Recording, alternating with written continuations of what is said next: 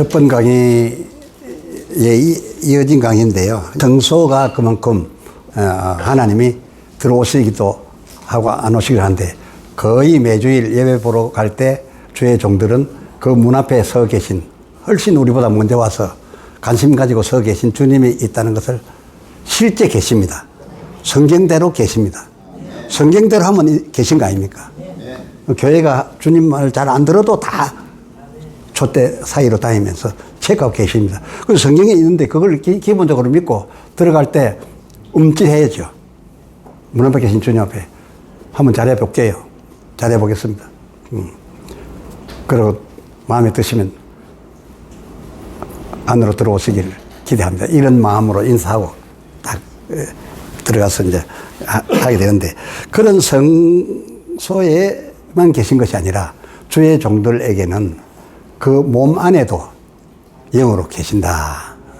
그 몸 안에도 계시는데, 고린도전서 3장 16절에 너희가 하나님의 성전인 것과, 너희가 이 제자들 하는 얘기입니다. 또 성도들들 하는 얘기입니다. 너희가 하나님의 성전인 것과 하나님의 성령이 너희 안에 거하시는 것을 알지 못하느냐.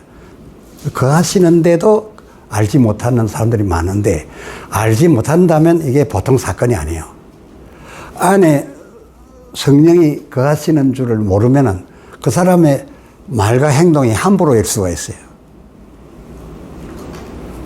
그런데 보혜사 성령 받은 사람은 세상 끝날까지 그 사람이 무슨 악한 일을 하고 있어도 그 안에 계신다 그 말이에요. 한번 임하셨으면 떠나지 않고 계신다. 그 계신 것을 알지 못하느냐, 이런 질문 우리가 받아야 돼요. 일단 계십니다. 일단 계세요. 예.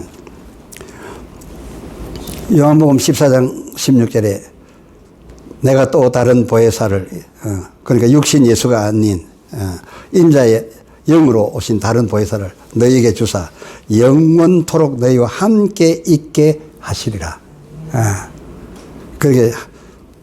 그렇게 하셨기 때문에 우리 안에 주님이 계신다. 이건 24시가 아니라 평생에, 우리 일생에 이건 믿고 들어가야 된다. 이거 문 안에 지다가 너무 험한 꼴을 주님으로 충격되게 하지 말아야 돼요. 너무 험한 막말을 한다든지 너무나 더티한 일을 한다든지, 안에 계신 주님은 불편하죠. 그래 불편해도 안 떠나시는 우리 주님께 대해서 무한 사랑을 느낍니다. 우리 부모들도 자식이 잘못하면 호적 판단 소리 많이 합니다. 내 집에 들어오지 마라, 그거 아무것도 안 준다, 이런 말을 잘합니다. 근데 주 하나님께서 우리 안에 들어가 계시면서 온갖 꼴을 다 보시면서도 내가 나간다 소리 안 합니다. 내가 너를 사랑한대. 참 아버지고 참 사랑입니다. 그래서 아버지입니다. 그래서 우리가 저거로 누구처럼 돼야 되느냐. 엘리야가 들어와 있던 세례 요한처럼 돼야 된다. 그렇게 말씀을 드리셨습니다. 그 말라기 4장 5절에 보면은 큰 날이 이르기 전에, 즉 예수님이 오시기 직전에 엘리야를 보내리니 라는 예언이 있는데, 그 예언에 의해서 엘리야가 성령과 능력으로, 엘리야의 능력이 성령과 능력으로 누구에게 들어갔냐. 벌써 그 어머니가 임신할 때부터, 특별하게 임신했죠. 임신할 때부터 그 아이에게 들어갔어요. 들어가 가지고서 마태복음 11장 14절에 보면 그때 모든 사람들이 예수님이 와서 지금 하나님 아들이라 하는데, 하나님이 아들 이 큰 자가 와서 큰 날에 무엇인가 이스라엘을 회복하고 예루살렘을 회복하고 이런 큰 일을 하실 분으로 우리가 오리라 메시아를 기다렸는데, 예수님이 그 하나님 아들이시라면 그 전에 반드시 엘리야가 온다. 반드시 엘리야가 와야 그이가 길을 예비해 주면서 그의 첩경을 따라 오신다 했는데, 그러면 예수 전에 엘리야가 왔느냐? 이게 그 당시 큰 이슈였어요. 예수님이 하나님 아들 같은데, 그리고 이적을 행하고 능력을 행하는 보니까 이스라엘 먹여 살리고 완전히 뒤집어 주실 분 같은데, 그러자면은 그분 앞에 엘리야가 와야 되는데 엘리야가 어디 왔냐? 그래서 그 당시에 그것은 참 중요했어요. 엘리야가 그 전에 왔다는 것 확인되면은 예수님은 그야말로 하나님 아들이 되는 겁니다. 그러면 엘리야가 확인되면 예수님을 살려둘 막 달려갈 사람들도 있지만 하나님 아들이 오니까 진짜 상속자가 왔네, 죽이자 하는 사람들도 있었다. 그게 굉장히 민감한 시대였습니다. 그래서 돌려서 말을 많이 합니다. 성경에 돌려서 말하는 경우가 많이 나오는데, 그렇게 할 때 예수님이 뭐라는 게, 엘리야가 온다 했는데 엘리야가 누굽니까? 세례 요한이 저렇게 대단한 역사를 하고 있는데, 실제 오리라 한 그 엘리야가 말라기 4장 5절에 예언된 그 오리라 한, 보내리라 한 그 엘리야가 세례 요한 저 사람이니라. 여자가 낳은 자 중에 저 사람보다 큰 자가 없으리라. 대단한 사람인 것은 맞다. 이 사람 요한이 엘리야니라 그랬어요. 그게 예수님이 요한을 볼 때 요한 안에 들어있는 엘리야를 본 겁니까? 껍데기 요한을 본 겁니까? 예수님은 엘리야니라 했어요. 엘리야가 그 속에 들어있느니라가 아니에요. 그게 하나님의 영역에서 볼 때는 성령 하나님이 들어와 계시면은 성령 하나님이 주체이지 그 껍데기 몸이 주체인가. 다만 그 성령 하나님이 계시는 성전이다. 둘러싸고 있는 말하자면 물리적인 몸체다. 그렇게 보는 거예요. 오리를 한 엘리야가 이 사람이라고 하니까 그 세례 요한을 두고 예수님은 엘리야다. 그렇게 말했어요. 이제 우리가 예수님 앞에 그런 병을 받아야 될 텐데, 그래서 이 엘리야가 예수님 말씀 맞다나 세례 요한이 엘리야가 들어가서 심령을 움직이고 능력을 막 이렇게 능력으로 이렇게 역사를 하게 되니까 능력을 역사하게 되니까 이것이 영에서부터 엘리야의 영혼 속에서부터 스며 나와가지고서 변화가 일어나는 거예요. 원래 사가랴 엘리사벳 사이에서 났을 때는 그냥 유대인인데 제사장의 아들로 태어났는데 아이가 털 없이 이 맨몸으로 난 아가 조금 크면서 옷을 갖다가 좋아해서 입는데 약대 털옷을 사다 입는다 그 말이에요. 약대 털 그대로 있는 가죽 잠바를 입어. 털 다백이 있는 거를 지금 누가 하고 싶은 대로 하는 겁니까? 안에 있는 엘리야가 하고 싶은 대로 하는 거예요. 이 엘리야는 본래 털이 아주 많았던 사람이에요. 열왕기하 1장 8절에 보면 그런 온몸에 털이 유난히 많았고 허리에 가죽띠를 띠고 광야에서 외치던 자다. 그러니까 안에 엘리야가 자꾸 자기 하고 싶은 대로 요한 몸뚱이를 가지고 자기 같이 하고 싶은 거예요. 그러니까 자기 살에는 털이 없으니까 약대 털옷을 사 입었어. 몸에 안 나니까 털옷을 사 입고 또 가죽띠 또 그게 자기 아버지 제사장이 볼 때 기가 차지. 저러고 있으니. 그리고 집에 있어서 저 성소에서 사무엘이 엘리 밑에서 배우듯이 성소 일을 배워야 될 텐데 그거를 배우지 아니하고 또 에봇이나 입고 일이 돼야 될 텐데 그런 건 하지 아니하고 양떼 털옷을 입고 가죽띠를 띠고 광야로 나간다. 그 가출을 해가지고 광야에서 외치는 자가 됐다. 외치는 자의 소리로 역사하게 되니까 지금 이 엘리야가 세례 요한 속에 들어가서 엘리야에게 나타나는 것이 아주 정상이다.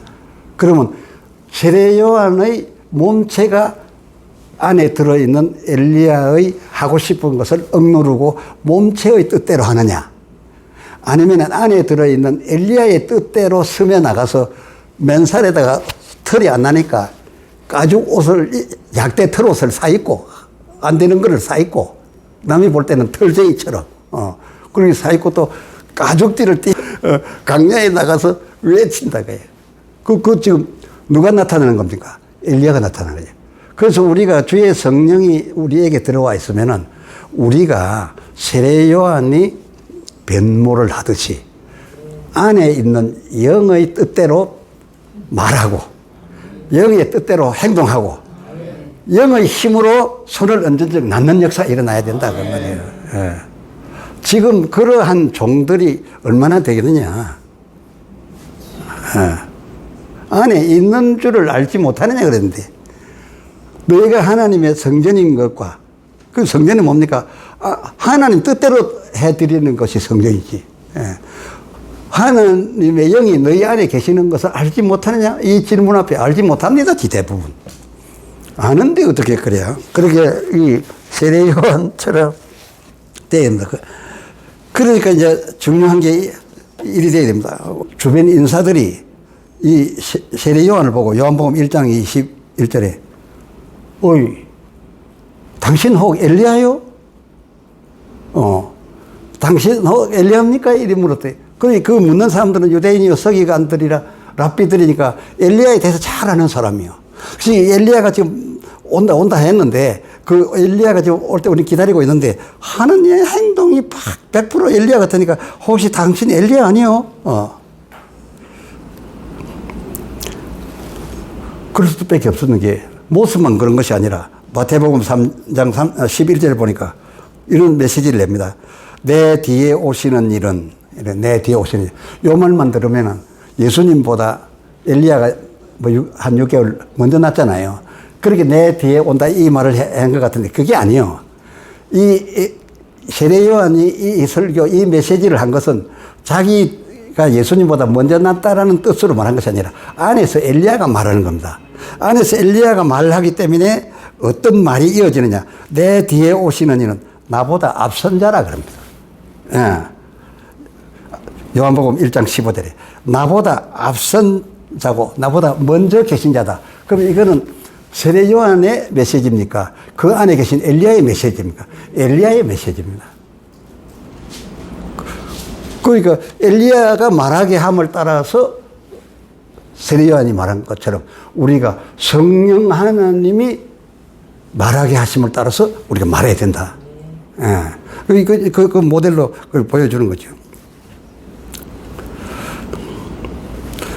그래서 그 마태복음 3장 11절 하반절에 보면 내 뒤에 오시는 일은 나보다 능력이 많으시니 내 뒤에 오시는 일은 나보다 능력이 많으니 이 세례 요한은 큰 능력을 행한 건 없었습니다. 그런데 이 지금 설교는 어떻게 나가고 있죠? 내 뒤에 오시는 일은 나보다 능력이 많다니까 나도 능력이 있다는 말 아닙니까? 세례 요한은 메시지만 있었지 큰 능력을 행한 건 없습니다.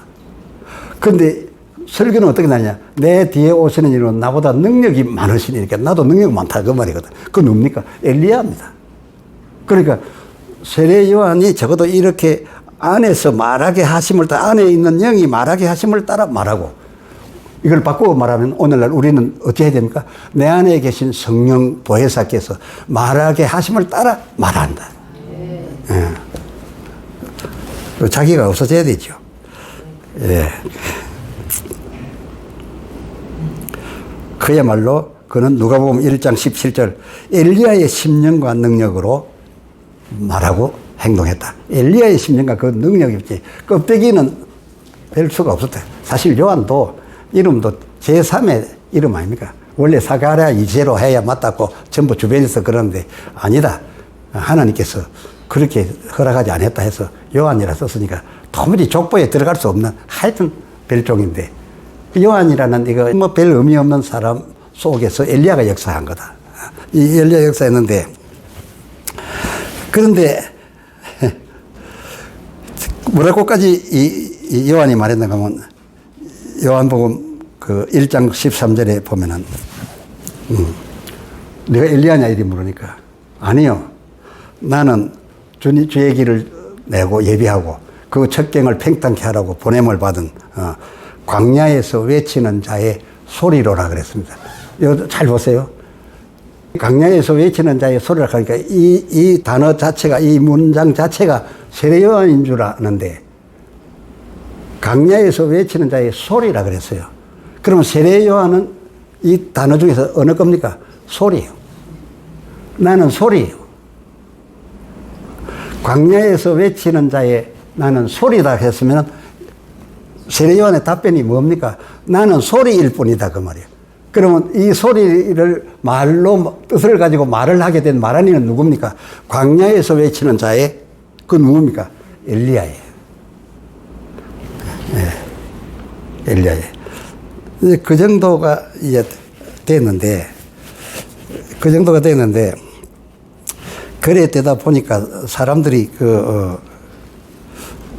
많이 모여들고 하는데 그래도 그때만 하더라도 나는 대단한 사람이어서는 안 된다. 그는 흥해야 되겠고 나는 쇠하여야 되리라. 그를 백성에게 나타낸 다음에는 나는 바로 사라져야 되는 존재라고 그때 평균적으로 말 잘했어요.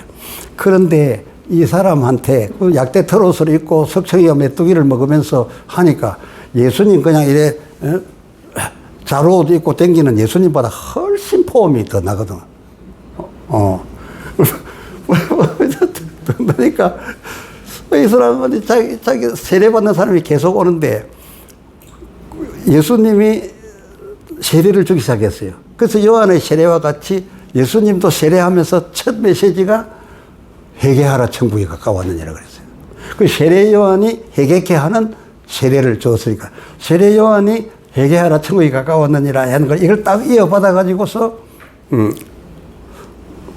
예수님께서도 회개하라 천국이 가까웠느니라 이런데 그 정도 되면은 이 세례 요한이 바로 내 할 일을 끝나고 나는 쉬어야 되고 주님 앞에 따라가든지 자기는 싹 그냥 철거하고 사가랴 밑으로 가서 제사장 이제 조수로 들어가든지 이래 돼야 될 텐데 이 계속 이게 세례를 같이 베풀고 있어요. 그 왜 그러냐면 예수님의 제자들도 성경을 보면은 세례 요한 본 선생 원래 그 사람 다 세례 요한 제자 밑에 있다가 예수님에게로 왔으니까 세례 요한에게 갔다가 또 왔다가 하니까 예수님이 너무 기분이 안 좋아서 광야에 뭘 보러 갔더냐, 왕궁에 뭘 보러 갔더냐, 갈 때냐, 세례 요한이 아무리 큰 자지만 천국에서 지극히 작은 자니라. 이 얘기가 그래 나온 거예요. 자꾸 왔다 갔다 하니까. 근데 반면 세례 요한의 입장에서는 그게 아니죠. 예수님한테 가는 사람이 맞나, 내한테 오는 사람이 맞나. 이제 그리 된 거예요. 그 이제 세례 요한에게 예수에게 가는 사람이 많더이다 하니까 딱 기분이 나쁜 거예요. 그때 바로 할렐루야 이리 돼야 될 텐데 기분이 나빠가지고서 결국은 하는 얘기가 내가 더 유명해지려면 어떻게 해야 유명해지겠는가. 회개하라 천국이 가까이 있네. 세례만 주는 것 가지고 안 되겠네. 정치적으로 좀 나가야 되겠네. 해가지고서 정치적인 공격을 하게 되니까 얼마나 정치적으로 그 당시 민감합니까. 왕가에 대한 비밀을 폭로를 하기 시작하니까 사람이 더 오거든. 그게 이제 이게 자기가 나타나기 시작하는 거예요. 자기에게 있는 엘리야보다는 자기가 더 나타나는 거예요. 그래서 예수님하고 비교를 하게 됩니다. 예수님에게 사람이 많이 간다니까 정치에 공격을 하게 됩니다. 정권에 대한 공격을 하게 됩니다. 그게 사람이 또 자기한테로 확 몰려오고 관심이 많아집니다. 그때 자기가 예수님께 제자들을 보내야 한 말이 뭡니까? 당신이 과연 오실 거입니까? 다른 일을 기다리오니까 여기까지 가버린 거예요. 그게 우리 주의 종들이 세례 요한이 엘리야가 들어와서 엘리야대로 털옷도 사서 입고 가죽띠도 띠고 참 잘 나가고 메시지도 속에 있는 엘리야가 말하게 하심을 따라서 참 말하던 좋은 시대가 있었지만은 딱 이것이 내가 어디까지인 줄 알고 딱 끝내야 되는데 이 비교가 되기 시작하니까 예수님과 비교를 하기 시작하니까 안에 있는 엘리야는 능력과 심령이 대단한 열정파가 엘리야라도 안에 들어있는 영은 가만히 계실 수밖에 없는 거라. 그게 또 이제 들어오신 성령이, 아니, 우리가 잘못할 때 확 뒤집어주면 얼마나 좋겠어요. 그러지 않아요. 그래가지고서 오실 이가 당신이 오니까 내가 다른 일을 기다려오니까 그렇게까지 가버리는 거예요. 그러면 자기를 내보이려고 하다. 자기의 인기인 줄 알았다. 그동안에 엘리야 때문에 왔던 그 많은 인기를 자기 것으로 둔갑시키려고 했다. 망하는 거죠. 그래서 오늘 우리 주의 종들이 자기가 설교를 잘했다든지 자기가 어떻게 할 때 확 뒤집어졌다든지 자칫 잘못하면 이 세례요한 꼴나는 거죠.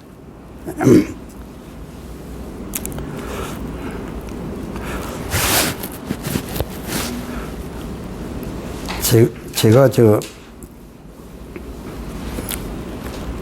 산해원에서 설교할 때 여러분들이 많이 들었을 겁니다. 여러분들 중에 본 분은 있는지 모르겠지만 많이 들을 텐데, 아, 오늘 예배에 목사님이 아니라 주님이 서 계시더라. 목사님이 아니라 주님이 나셨더라. 이 말 많이 듣고 저 호남에서까지도 주님 봤다는 얘기 때문에 찾아왔다는 거 아닙니까? 저 아래 지역에 계신 우리 잘 아는 목사님 내에도 그 말 듣고 왔다는 거 아닙니까? 그 여러분들도 많이 들었을 겁니다. 그건 뭡니까? 내가 완전히 그의 도구로만, 그의 소리로만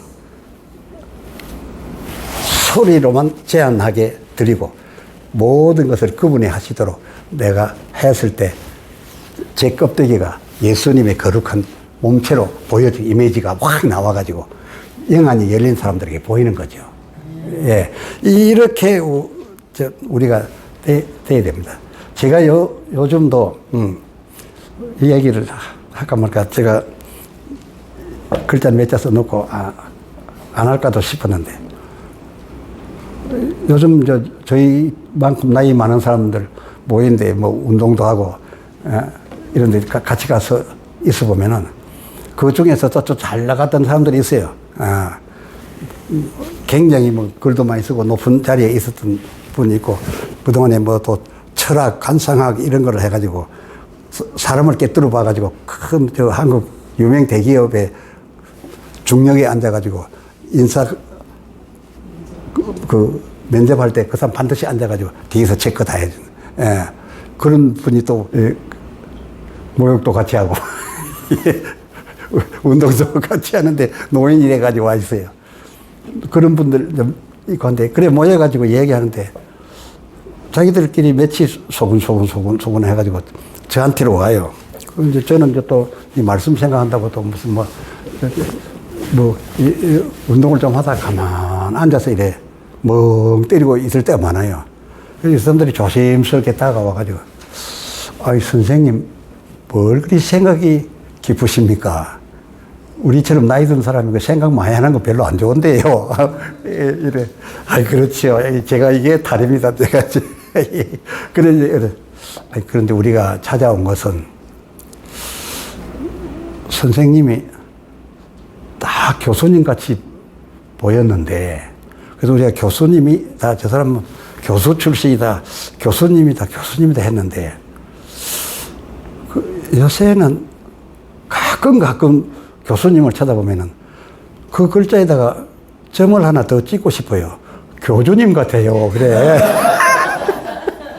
그래서 제가 깜짝 놀라서, 아이고, 다른 말은 몰라도 교주라는 소리는 내 별로 안 듣고 싶습니다. 무슨 교주야.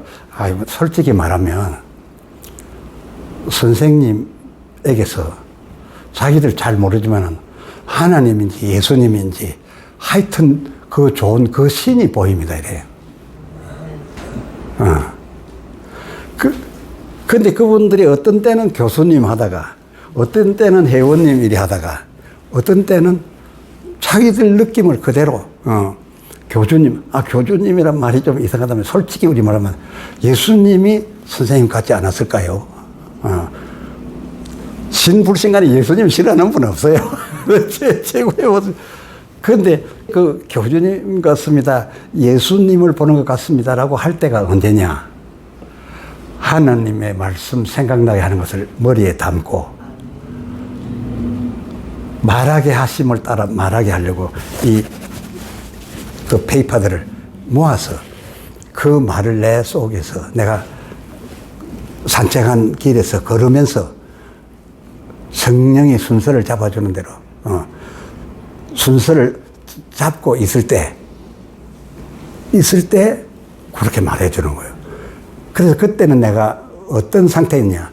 내가 설교 준비한 것도 아니고 생각나게 하심을 입었고 또 어떻게 말하게 하심을 조정해 주시는 것을 가지고 지금 설교를 이어가고 있고 그걸 어떻게 할까라고 내가 어떻게 소리 내고 할까라고 해서 그래서 내가 말하기를 이 말씀을 준비하고 전하는 단계까지 지게꾼이다.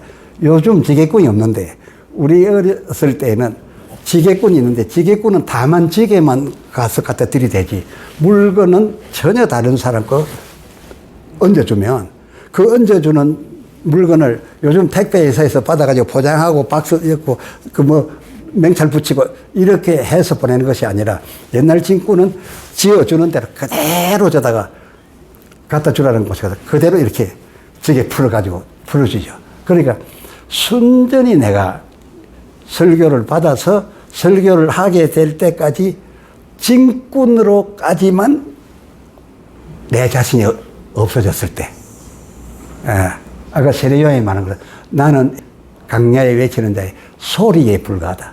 정말 도구만 됐을 때 그걸 머릿속에 담아서 언젠가 하리라 이렇게 준비해서 집에 와서 메모하려고 할 때 딱 나를 보는 사람이 상당히 그 열려있는 사람인데 다른 세계에 살아서도 예수님이 딱 당신 같지 않을까요? 아이고 무슨 그런 말씀을 하십니까? 그 말도 내가 안 해야 되는데 그렇다 해야 될 텐데 그래서 내가 이거 무슨 그런 말씀 하십니까? 선생님이 마음이 선하시니까 제가 그렇게 선하게 보이는 거 아닙니까? 아니요. 제가 나름으로 이 계통에서 좀 보여온 사람입니다. 그러면서 주님 같다 그래요. 그렇게 표현할 때가 언제냐? 오로지 내가 지게꾼일 때만 그렇더라고요. 포장하고 멋지게 하고 그리고 내가 나서려고 할 때는 그렇게 안 보더라고요. 첫 번 강의는 이것으로서 마치겠습니다.